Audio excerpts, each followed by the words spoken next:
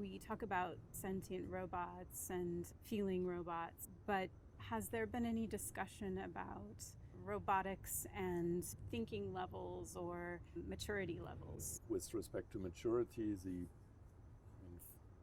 having worked a lot in machine learning, of course, we know today that if you train a system to do something, for example, to detect faces in pictures, or for the sensory systems in a self-driving car, you train it recognizing street signs, then we appreciate that two pieces to it. There's a learning algorithm, and then there is the data the training data with which you will train the system using the learning algorithm.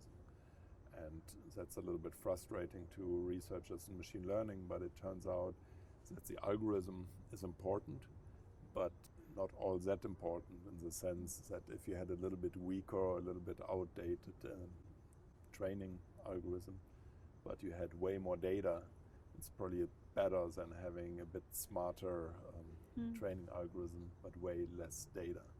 So the amount of data that a system sees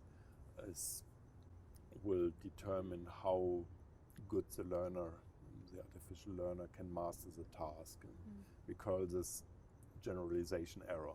How good is the system with unseen tasks? So this photo the system has never seen, yet it will be able to see a face in it.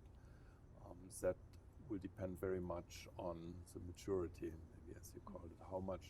How many training examples has the system seen? And obviously, the more examples it sees, the better it will be.